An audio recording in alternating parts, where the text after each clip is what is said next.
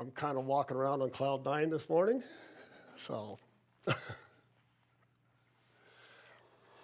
recently I did a Google search where I asked, what is the percentage of people that like mysteries?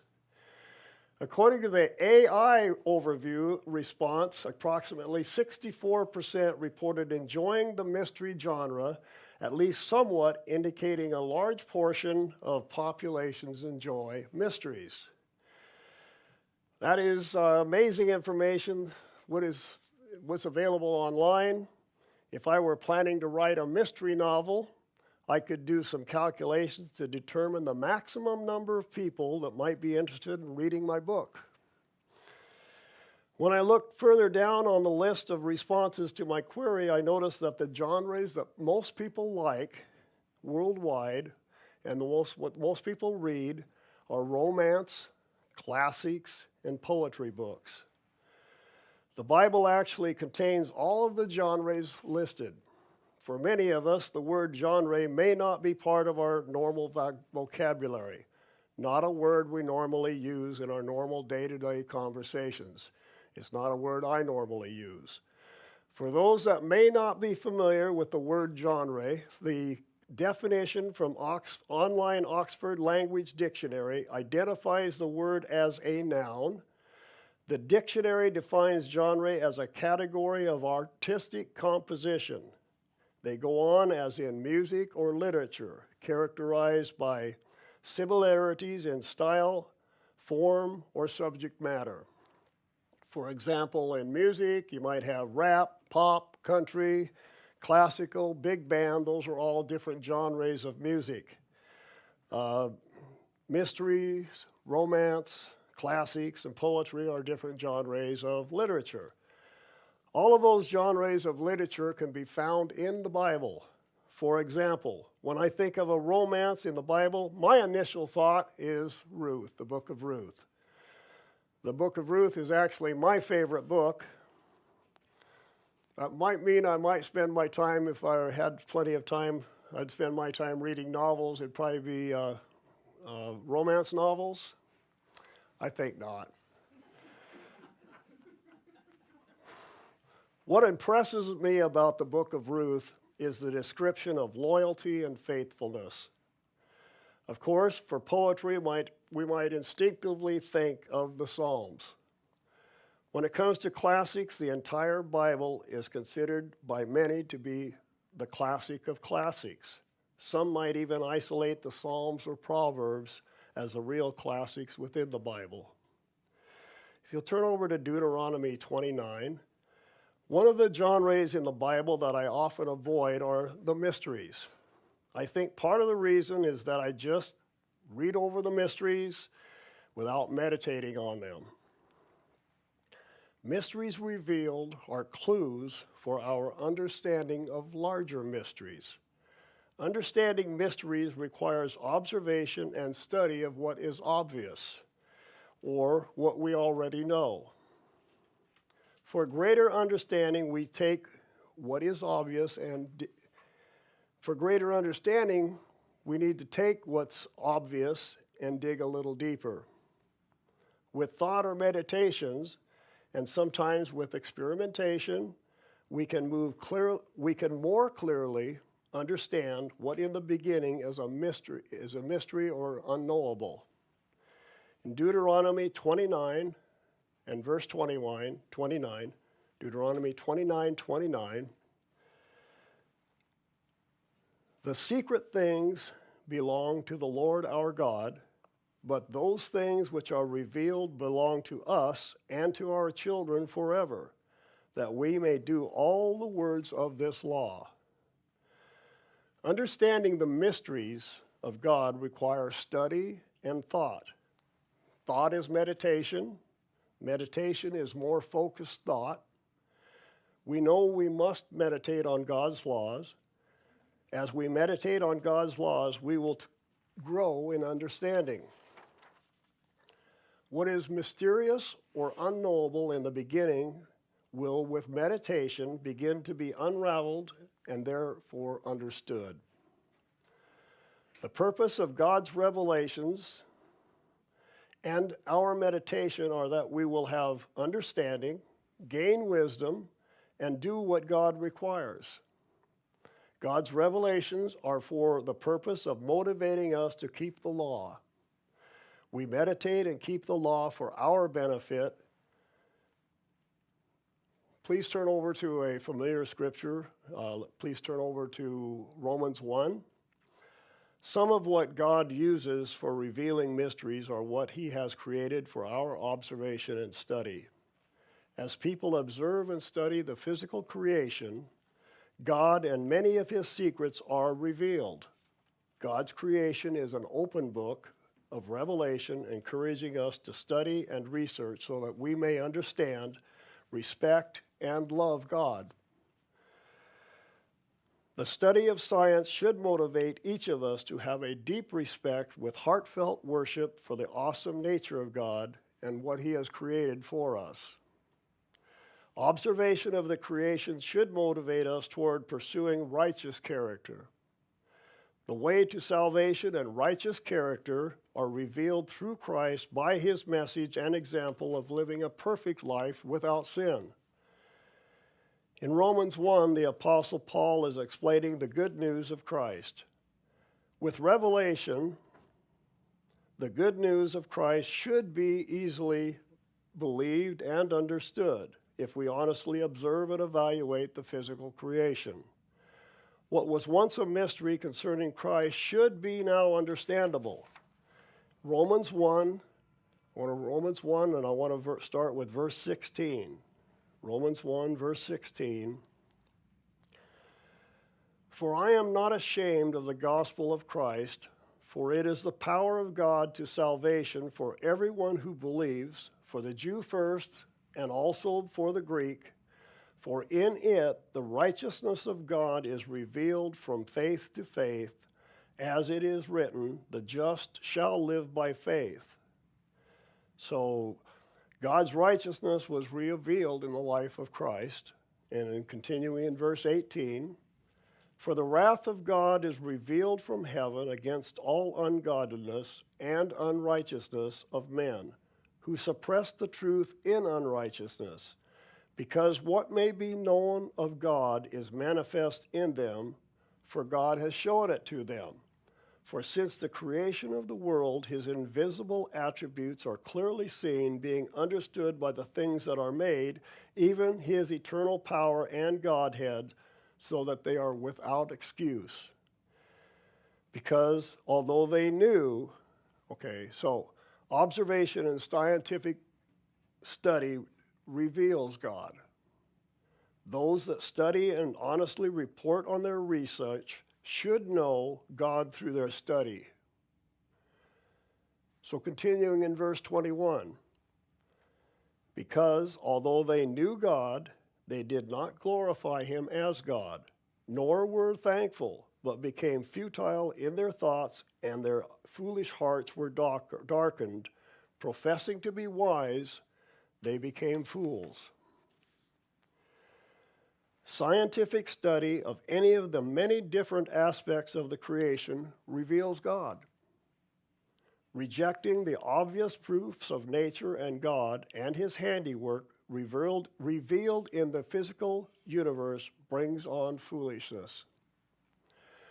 By rejecting God, their minds and conclusions are perverted. If you'll turn over to Joshua, first chapter of Joshua, scientific research within the context of acknowledging the awesomeness of God's power and majesty bring prosperity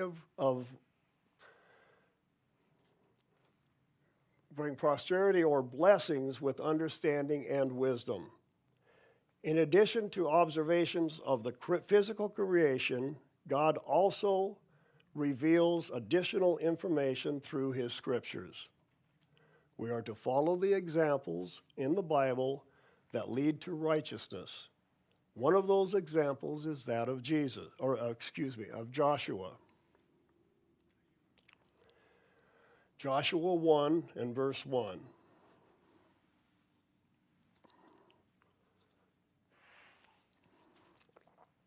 Joshua 1 verse 1. After the death of Moses, the servant of the Lord, it came to pass that the Lord spoke to Joshua, the son of Nun, Moses' assistant. So the Lord, Jehovah here, is speaking to Joshua. Skipping down to verse 7, he commands Joshua to meditate on the book of the law. In verse 7, God speaking, only be strong and very courageous, that you may observe to do all the law which Moses my servant commanded you. Do not turn from it to the right hand or to the left, that you may prosper wherever you go. This book of the law shall not depart from your mouth, but you shall meditate in it day and night, that you may observe to do according to all that is written in it. For then you will make your way prosperous, and then you will have good success. God's instructions to Joshua also apply to us. Combining what can be observed and studied along with God's revelation through his laws and commandments brings prosperity and success. We should also meditate on the book of the law and the entire Bible. In addition, we must make observations of what can be seen. That includes what happens around us. Evil happens in this world. We will experience and witness evil. God expects us to learn from what we observe. If you'll turn over to Daniel 2. Some things are secret and cannot be known unless they are revealed by the person that has the secret. In the book of Daniel, there is a story of a secret that only God could reveal. God revealed to King Nebuchadnezzar that he had a secret and that the king would not be able to figure it out. The king wouldn't know the secret. So you may recall that King Nebuchadnezzar had a dream, and he wanted to know what it meant. He realized that the dream was very significant and did not want to hear lying speculation of truth about the meaning. So he refused to tell anyone what he saw. He refused to tell anybody what he saw in that dream. So in Daniel 2, and I want to start in verse 2, Daniel 2, verse 2, then the king gave the command to call the magicians, the astrologers, the sorcerers, and the Chaldeans to tell the king his dreams. So they came and stood before the king. So the magicians, the astrologers, the sorcerers, the Chaldeans could not tell the king, Nebuchadnezzar, what was the content of his dream. That was not good enough for the king. He threatened actually to exterminate all of them if they could not even reveal the content of his dream. So continuing in verse 5 of Daniel 2. But the king answered and said to the Chaldeans, my decision is firm.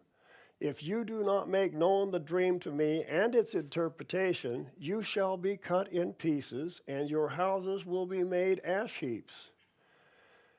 Comparing this to modern times, this could be a biblical example of a ruler's promise to clear the swamp of government incompetence and waste. His methodology seems a little extreme by our standards, but being dissatisfied with government workers is nothing new. In King Nebuchadnezzar's time, the government answered to the king. In this country, because we have our Constitution, the government answers to the people through our elected representatives. The magicians, the astrologers, the sorcerers, and the Chaldeans were there to advise the king concerning spiritual matters. Nebuchadnezzar realized that they were actually useless and only capable of lying about their knowledge of the spiritual matters concerning his dream. They acknowledged to the king that only if God revealed the dream could it be described and understood by anyone. Continuing in verse 10 of Daniel 2. Daniel 2, verse 10.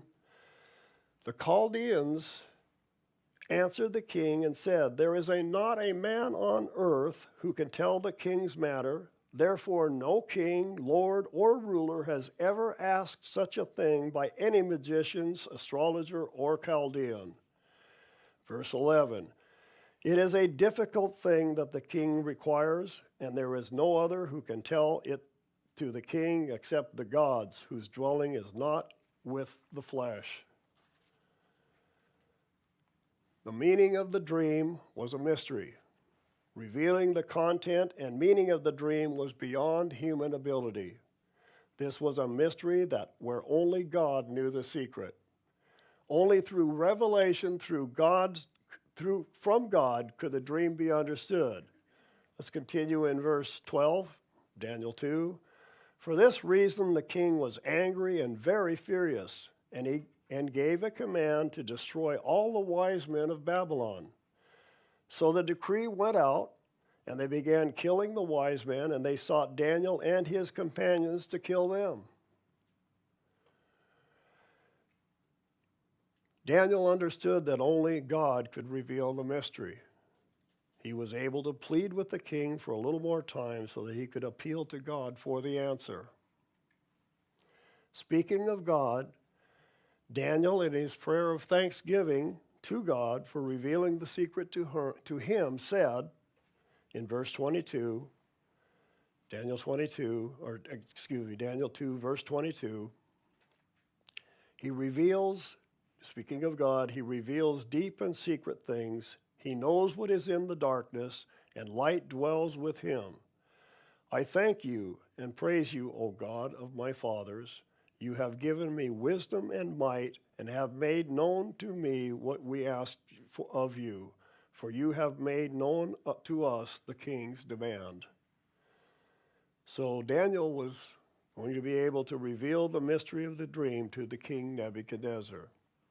When Daniel spoke to the king, he said in verse 27, Daniel 2, verse 27, so Daniel is now speaking to the king. He's presenting the answer.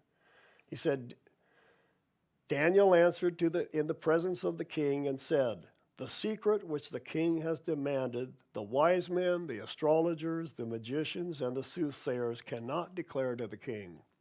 But there is a God in heaven who reveals secrets, and he has made known to King Nebuchadnezzar what will be in the latter days. Your dream and the visions of your head upon your bed were these. And as for you, O king, thoughts came to your mind while on your bed about what would come to pass after this. And he who reveals secrets has made known to you what will be.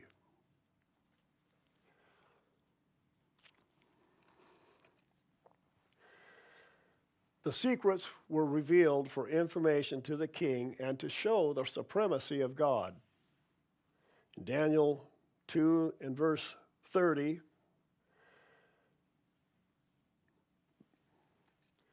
so Daniel is again speaking to Nebuchadnezzar. But as for me, this secret has not been revealed to me because I have more wisdom than anyone living.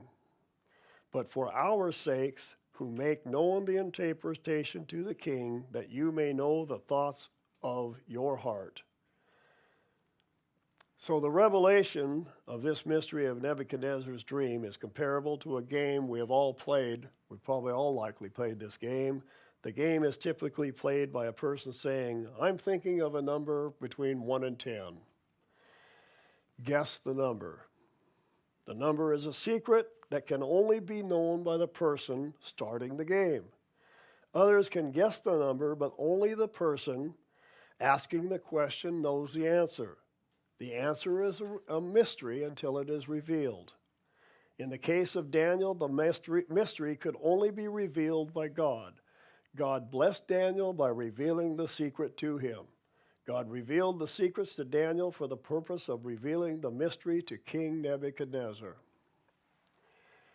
The New Testament describes several mysteries as being revealed. In the New King James Version of the Bible, the word mystery is translated from the Greek 27 times. The primary Greek word translated as mystery is pronounced mysterion, It's Strong's number 3466. Now, I'm not a Greek scholar. Take the pronunciation for what it's worth. The word mysterion was used 25 times in the New Testament, and it is translated every time. It translated mystery every time. The other 2 times the word mystery is translated from the Greek, it is translated from the Greek word pronounced mukterizo. Mukterizo is referenced by Strong's exhaustive concordance as Strong's number 3456. According to the Oxford Language Dictionary, a mystery is something that is difficult or impossible to explain. Merriam-Webster defines mystery as something not understood or beyond understanding. In other words, without further information, a mystery cannot be accurately understood. Impossible to understand without further information is what we saw in Daniel 2 with the example of Nebuchadnezzar's dream. The Bible is full of mysteries. Some mysteries are impossible to understand without further knowledge from God. For example, God created all things through his servant, the one that became Jesus Christ. Without that revelation, that mystery would not be known. Some mysteries are difficult even when clues are revealed in the scriptures. Others can be understood through revealed instruction along with observation and scientific research. If you turn over to Deuteronomy 30. Deuteronomy 30. In the Old Testament, both the New King James and King James versions of the Bible, the word mystery is translated from the Hebrew into English only once. The Hebrew word is used 60 times, but is only translated once as mystery. The Hebrew word is pronounced pala and can be referenced by Strong's number 6381. The word in Hebrew is used to convey the meaning of something too hard, difficult, great, marvelous, or wonderful. In Deuteronomy chapters 29 and 30, Moses is exhorting the people to obey and keep the commandments. God had set before them in chapter 28 options of blessings, which would be the result of obeying God, or cursings. Curses are the penalties or punishments that are promised for disobedience. In chapter 30, Moses pleads with the children of Israel to choose life. In verse 19 of Deuteronomy 30,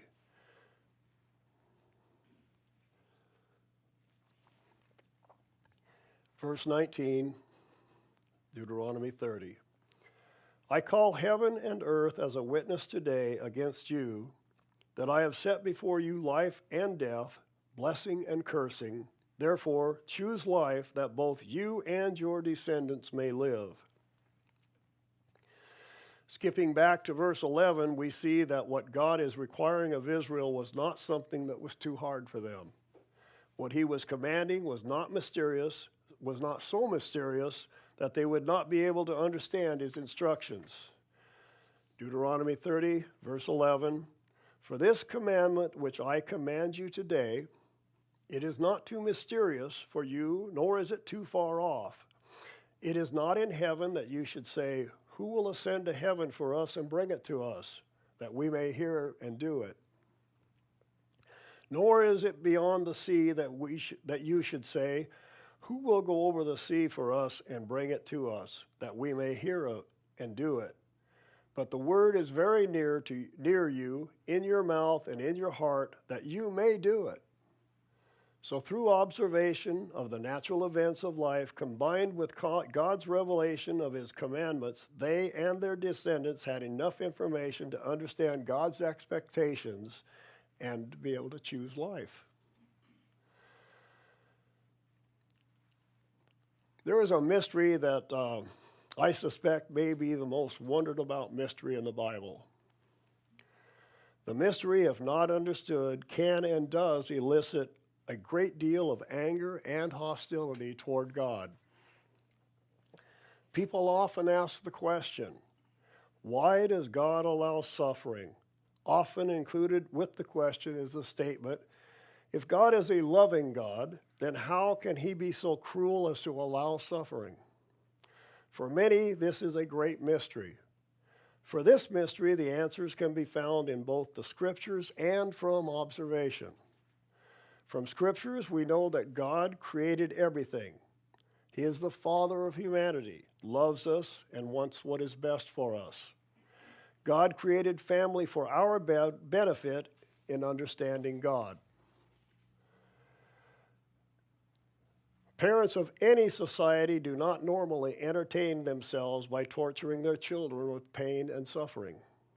Most parents want what is best for their children. They want their children to be happy, grow up and be successful, and to have families of their own. In order to help their children, they are sometimes required to punish them in order to enhance their guidance to a quality life. We should be able to extrapolate from our observation of families with children that suffering likely has a purpose of improving our potential.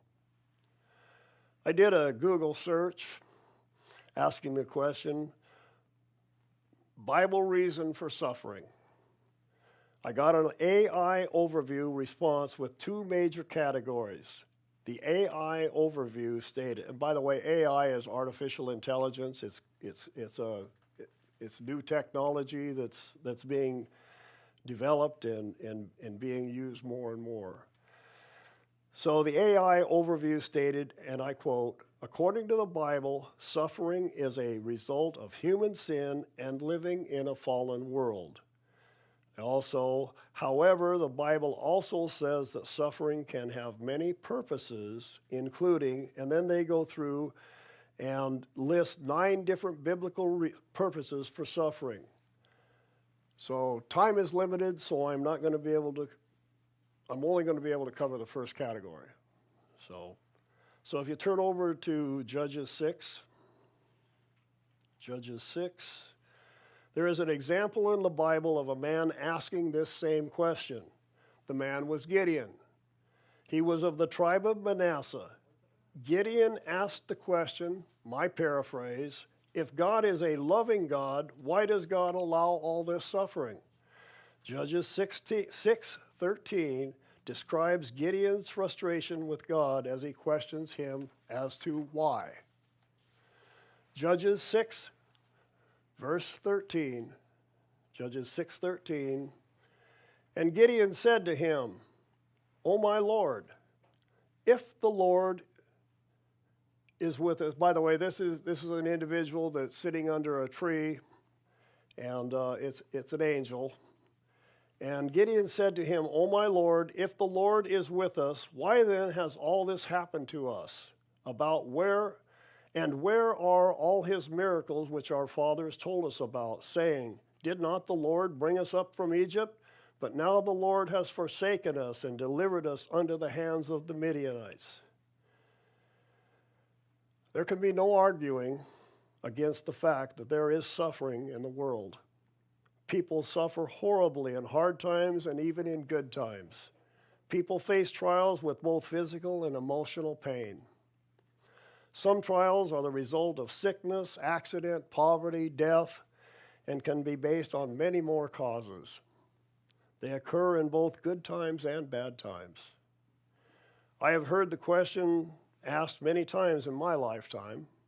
This is a mystery that has not been understood by everyone over the course of human history. I think the question does deserve an answer. This is a question that, when left unanswered and not understood, can weaken the faith of even God's faithful. To set the stage, let's see what was happening to Israel at the time that Gideon asked this question. Beginning in verse 1 of Judges 6.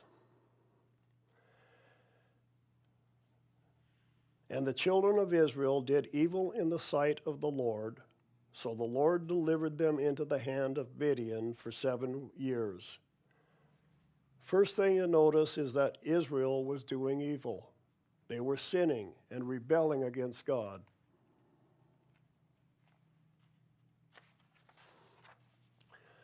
Because they were doing evil, God allowed enemies to oppress them.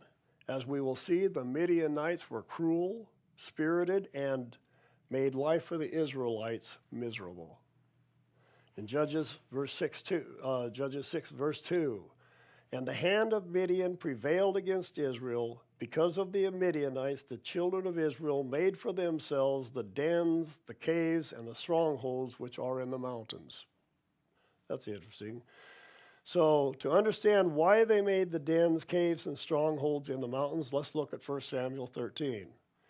The children of Israel were afraid of the Midianites. Because they were afraid, they hid themselves. A similar situation occurred in the time of Saul.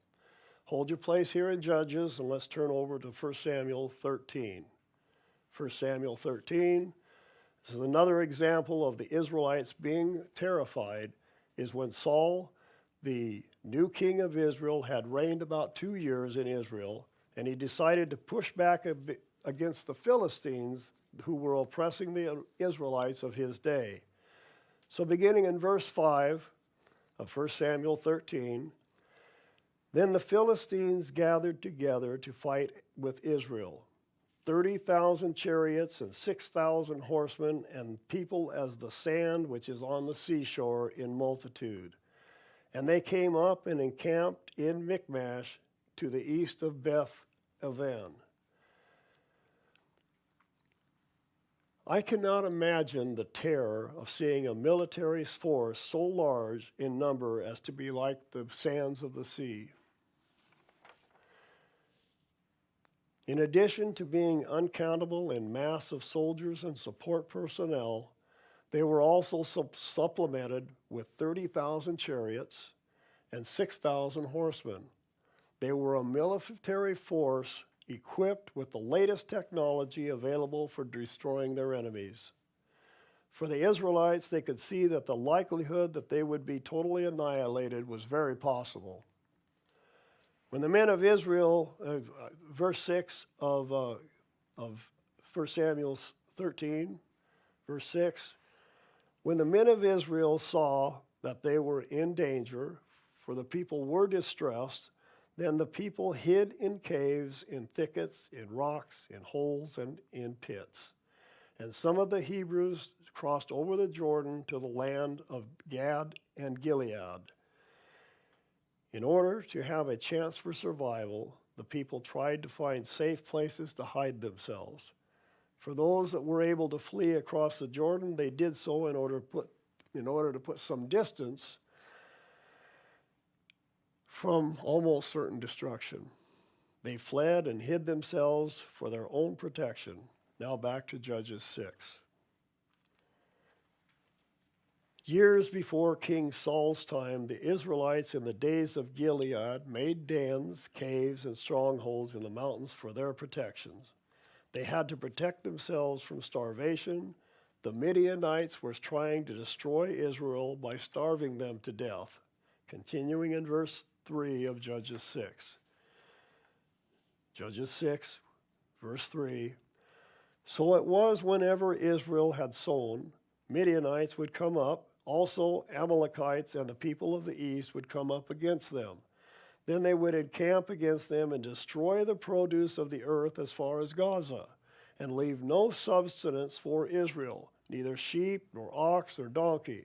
For they would come up with their livestock and their tents, and coming in as numerous as locusts, both they and their camels were without number, and they would enter the land to destroy it. God allowed Israel to suffer because of their sin and rebellion against his commandments. They did not think they needed God and thought that God would excuse them for their sins. Other nations were able to get away with their sins without God's intervening corrections. The difference with Israel is that they had covenanted with God to become an example to the world. Continuing in verse 6. So Israel was greatly impoverished because of the Midianites. And the children of Israel cried out to the Lord. Things had become so desperate that the people were crying out to God. They realized if they were to have any hope of survival as a nation, God would have to save them. That kind of introspection can often produce a change of attitude, an attitude of obedience to the God they were seeking, to the God they were actually seeking help from.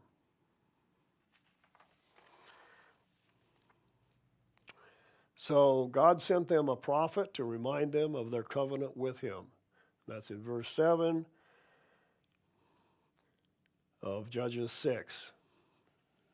Judges 6, verse 7. And it came to pass when the children of Israel cried out to the Lord because of the Midianites, that the Lord sent a prophet to the children of Israel, who said to them, Thus says the Lord God of Israel, I brought you up from Egypt and brought you out of the house of bondage, and I delivered you out of the hand of the Egyptians and out of the hand of all who oppressed you, and drove them out before you and gave you their land. So God is telling Israel through the prophet that he had already demonstrated his power to protect and save them. Power to save them. Nothing had changed with God. He was still able to protect and deliver Israel. The problem was that Israel had changed. They had wandered away from their obligation of faithfulness and respect toward God. Continuing in verse 10. Also I said to you, I am the Lord your God. Do not fear the gods of the Amorites, in whose land you dwell, but you have not obeyed my voice. So they no longer feared God. God had promised to protect them as long as they honored him as their God and obeyed his commandments. That is what they had covenanted to do. Israel had covenanted with God as recorded in Exodus chapter 19 through chapter 24. And that's where the Ten Commandments are recorded. They had promised to ratify the covenant in chapter 19. The covenant is presented to Israel as described in chapters 20 through 23. Then in chapter 24, Israel's ratification of the agreement with God is recorded. That covenant is summarized in 2 Kings chapter 17. So if you'll turn over to 2 Kings chapter 17, 2 Kings chapter 17. Chapter 17 of 2 Kings describes God banishing the 10 tribes of Israel from their land and allowing them to be carried off into captivity by the Assyrians. Chapter 17 describes the abominations that the tribes of Israel and Judah were guilty of. They were guilty of horrifying rituals such as destroying their children by burning them to death. They did this as a form of worship to pagan gods. 2 Kings chapter 17, verse 34.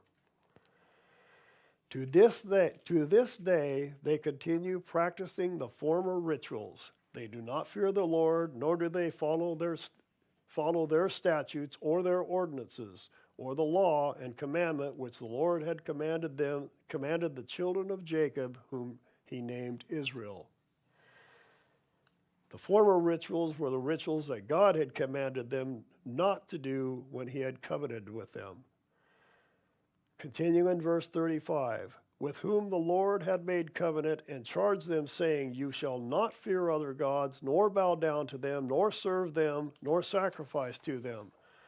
But the Lord who brought you up from the land of Egypt with great power and an outstretched arm, him you shall fear, him you shall worship, and to him you shall offer sacrifice.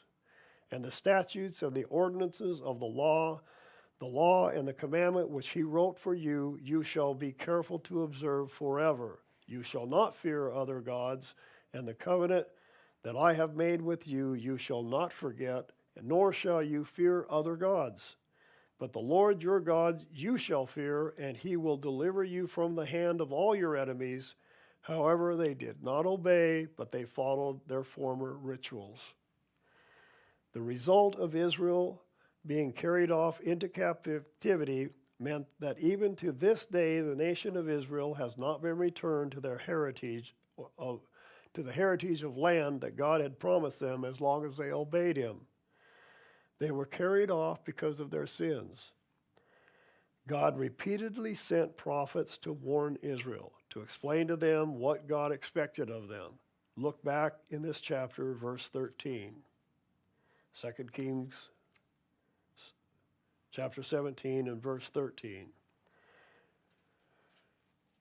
Yet the Lord testified against Israel and against Judah by all of his prophets, namely every seer, saying, "Turn from your evil ways and keep my commandments and my statutes according to all the law which I commanded your fathers and which I sent to you by my servants the prophets." Nevertheless, they would not hear, but stiffened their necks like the necks of their fathers, who did not believe in the Lord their God. They rejected his statutes and his covenants that he had made with their fathers, and his testimonies which he had testified against them. They followed idols, became idolaters, and went after the nations who were all around them, concerning whom the Lord had charged them that they should not do like them. So they left all the commandments of the Lord their God, made for themselves a molded image, and two calves, made a wooden image, and worshipped all the hosts of heaven, and served Baal. And they caused their sons and daughters to pass through fire, practiced witchcraft and soothsaying, and sold themselves to do evil in the sight of the Lord, to provoke him to anger. Therefore the Lord was very angry with Israel, and removed them from his sight, and there was none left but the tribe of Judah alone. They were banished from the land because of their sins. In verse 6 of this chapter describes where Israel was relocated to. And starting with verse 5, now the king of Assyria went throughout all the land and went up to Samaria and besieged it for 3 years. So for 3 years the nation of Israel had to suffer under the oppression of war and all the fear and anguish that are the consequences of war. 2 Kings 17, verse 6, in the 9th year of Hoshea, now Hoshea was a king of Israel, Shalmaneser was the king of Assyria. Continuing in verse 5, so the king of Assyria took Samaria and carried Israel away to Assyria, and placed them in Helah and by the Habor, the river of Gozan, and in the cities of the Medes. So why did God allow that to happen to Israel? Continuing in verse 7. For so it was that the children of Israel had sinned against the Lord their God, who had brought them up out of the land of Egypt, from under the hand of Pharaoh, king of Egypt, and they had feared other gods, and had walked in the statutes of the nations whom the Lord had cast out from before the children of Israel and the kings of Israel, which they had made. So let's skip down to verse 20. And the Lord rejected all the descendants of Israel, afflicted them, and delivered them into the hand of the plunderers, until he had cast them from his sight. And remember here, we are speaking of Israel. We're not speaking of Judah in this particular case. He tore Israel from the house of David, and they made Jeroboam the son of Nebat king. Then Jeroboam drove Israel from following the Lord and made them commit a great sin. Verse 22, for the children of Israel walked in all the sins of Jeroboam, which he did, and they did not depart from them, until the Lord removed Israel out of his sight, as he had said by all his servants the prophets. So Israel was carried away from their own land to Assyria, as it is to this day. Even to this day, the 10 lost tribes of Israel have not returned to their own land. The Jews have returned, but as we saw in verse 21, Israel and Judah were separate nations. Israel was carried away, but Judah remained. Turn back to Judges 6. Judges 6. With this background information, of what are God's expectations, we can go back to Judges 6, where Gideon asked the question, my paraphrase, if God is a loving God, why does he allow all this suffering? We've already read in verse 8 where God had sent a prophet to Israel explaining to them that sin was the reason they were being oppressed. Now in verse 11, we are introduced to the presence of an angel being sent to Gideon. The prophet in verse 8 was not an angel. The angel introduced in verses 11 and 12 is a spirit being. Beginning in verse 12, Judges 6, verse 12,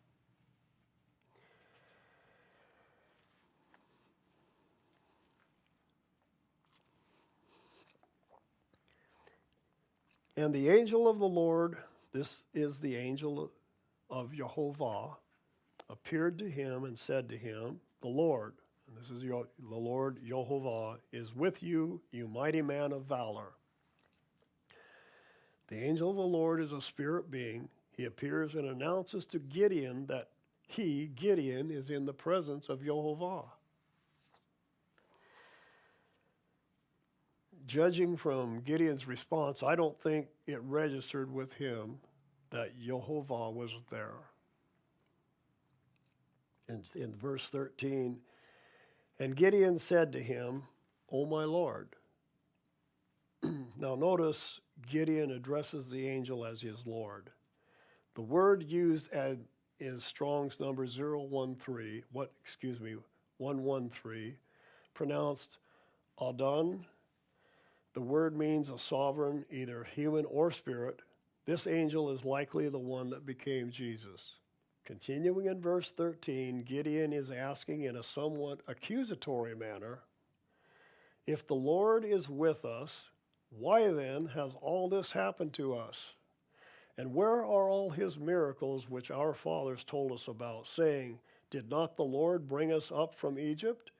But now the Lord has forsaken us and delivered us into the hand of the Midianites. The Lord here is Jehovah, meaning Almighty God, our Father in heaven. Gideon is questioning the angel as to why Jehovah had abandoned Israel. The answer he got did not come from the angel. God Almighty, Jehovah himself, responded to Gideon. Verse 14. Then the Lord, Jehovah, turned to him and said, go in this might of yours, and you shall save Israel from the hand of the Midianites. Have I not sent you? Notice this is God speaking directly to Gideon. It is not the angel, but of God speaking. I read a little sarcasm in God's statement. Go in this might of yours. I don't think it had sunk in yet to Gideon that he was actually talking to God and in the presence of God.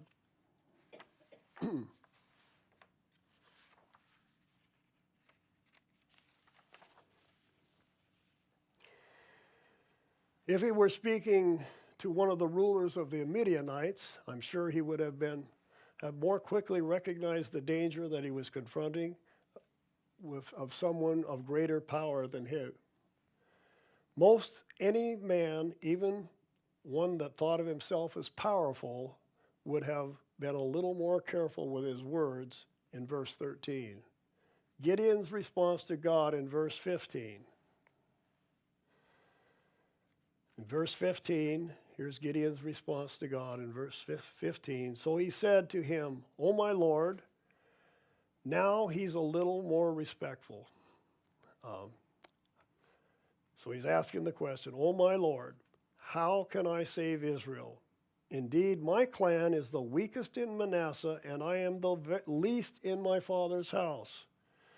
The Hebrew word translated my Lord here in verse 15 is different from my Lord in verse 13. Here the word, according to the notes in my desktop computer Bible software, is used exclusively for God. The word here is Strong's number 0136, pronounced Adonai. Again, I'm not a Hebrew scholar or a Greek scholar, so. The angel is still present. but the conversation is between God and Gideon. God, Jehovah, then responded to Gideon's question in verse 16. In verse 16, and the Lord, this is the Lord here is Jehovah, said to him, surely I will be with you, and you shall defeat the Midianites as one man. Can you imagine the range of emotions that Gideon was likely going through? First, he starts off speaking to the angel with a contemptuous question that was accusatory toward God. Then God himself responds with a little sarcasm of his own. The next verse, Gideon shows less confidence, but he's not absolutely sure who he's speaking to. The angel is still there, but the angel is not speaking. Jehovah is speaking directly to Gideon. Gideon hears God. I would assume he does not see him and is beginning to show a little concern. He's still not sure he's speaking to Jehovah in verse 17. Verse 17, then he said to him, so Gideon is speaking to God, if now I have found favor in your sight, then show me a sign that it is you who talk with me. Verse 18, do not depart from here, I pray. In other words, please don't leave until I come back to you and bring out my offerings and set it before you. And he, Jehovah, said, I will wait until you come back. Gideon went and prepared an offering and brought it back. Then the angel of the Lord instructed Gideon on how to present the offering to God. And continuing in verse 21, then the angel of the Lord put out the end of the staff that was in his hand, and touched the meat and the unleavened bread, and fire rose out of the rock and consumed the meat and the unleavened bread, and the angel of the Lord departed out of his sight. At this point in the story, the angel leaves. The scene is no longer involved.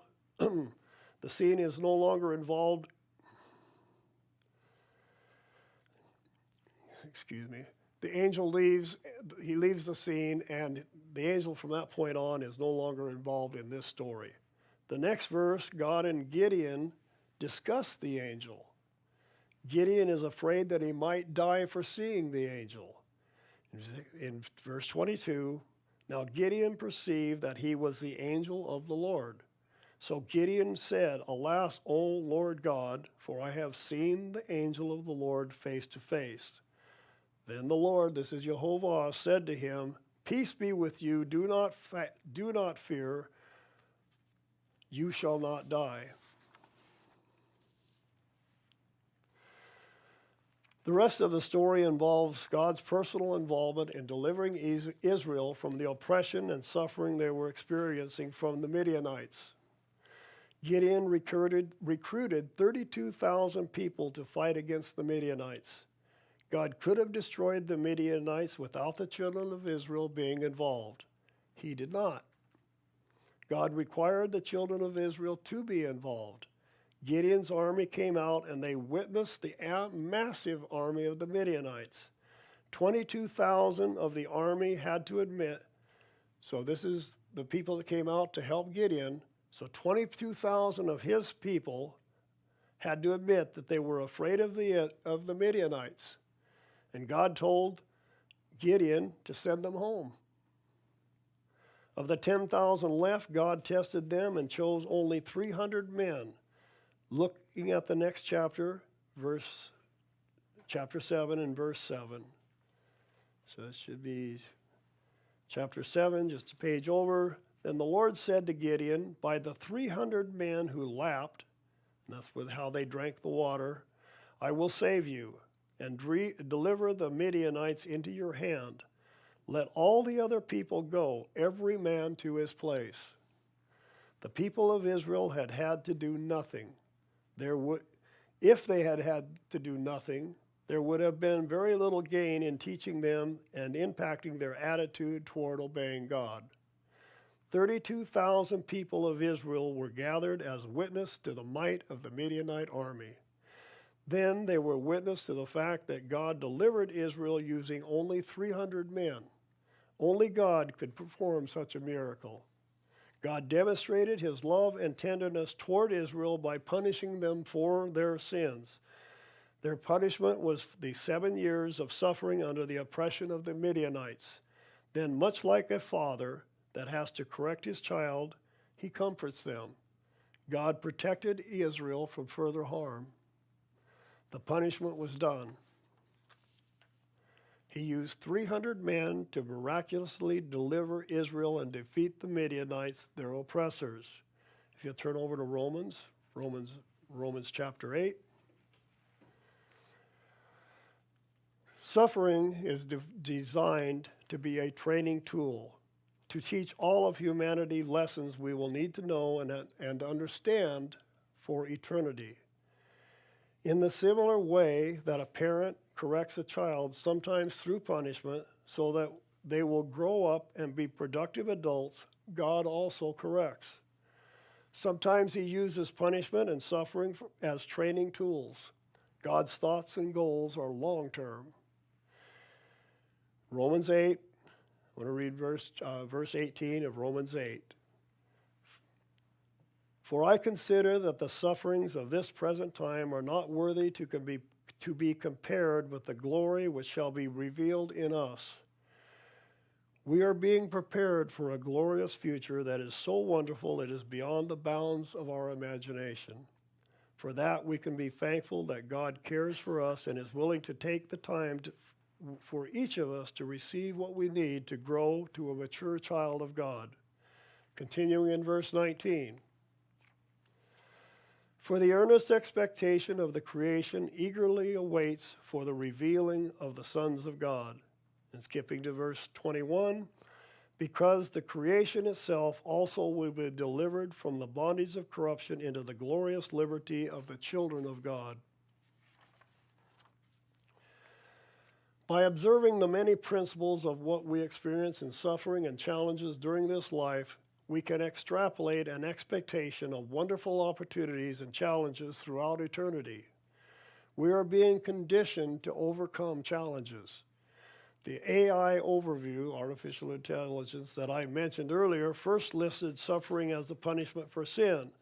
But as we have seen, that punishment is for our admonition and benefit. We grow and become stronger when we are challenged. The second reason for suffering had 9 subpoints. All of the subpoints were for producing positive outcomes toward the goal of maturity. According to the AI review, I quote, "The Bible also recognizes that suffering can come in many different forms, including mental, physical, emotional, and spiritual." Perhaps they can be a topic for a future sermon. We have an awesome future that is a mystery to most of humanity. The mystery of suffering can be understood by a combination of observation and revelation from God. When we see suffering in others or experience suffering ourselves, we can take consolation in our understanding of the mystery of suffering.